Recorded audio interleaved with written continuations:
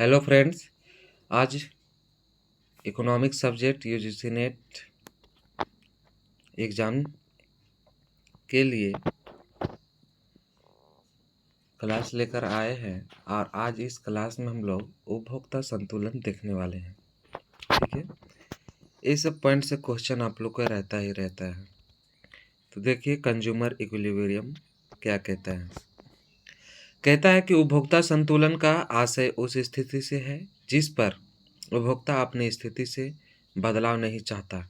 ये निम्न मान्यताएं पर आधारित है। कौन? आपका उपभोक्ता संतुलन। ठीक है, अब आप लोग को हम बता दें कि उपभोक्ता संतुलन के अंतर्गत क्या क्या बताने वाले हैं।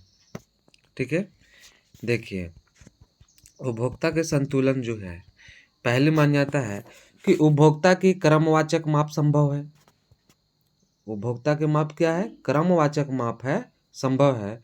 अर्थात वस्तुओं या उनके संयोगों को घटते या बढ़ते उपयोगिता क्रम में रखा जाता है। समझ गए? क्या क्या? घटते या बढ़ते क्रम में रखा जाता है। उपभोक्ता विवेकशील होता है।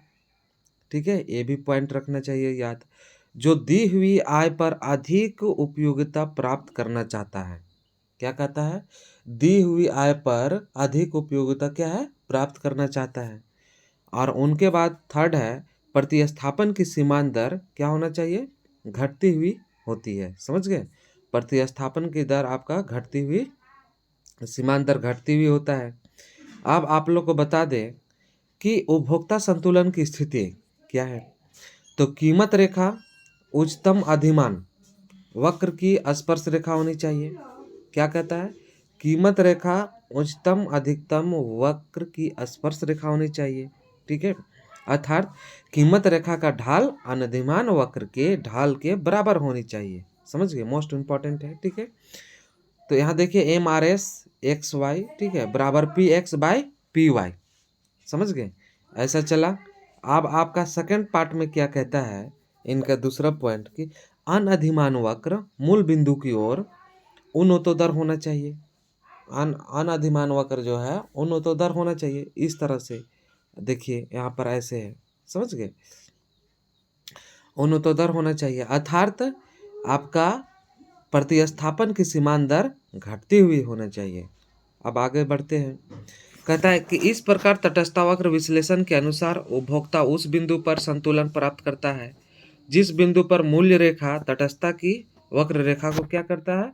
छूते हुए निकलता है, स्पर्श करते हुए ना, स्पर्श, छूते हुए स्पर्श करती है। चलिए, ठीक है, अब आगे हम लोग चलेंगे। जैसे यहाँ पर देखिए, ये आपका क्या है?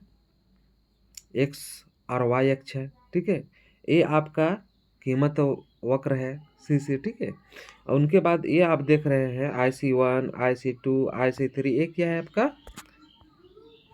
तटस्थता वक्र है। ठीक है, अब हम लोग देखेंगे कीमत रेखा किसे कहते हैं ना।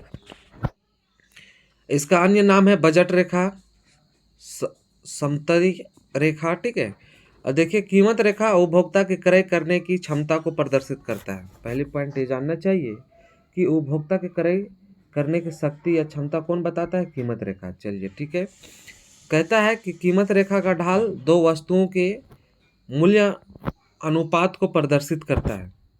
ठीक है, मूल्य अनुपात को क्या करता है?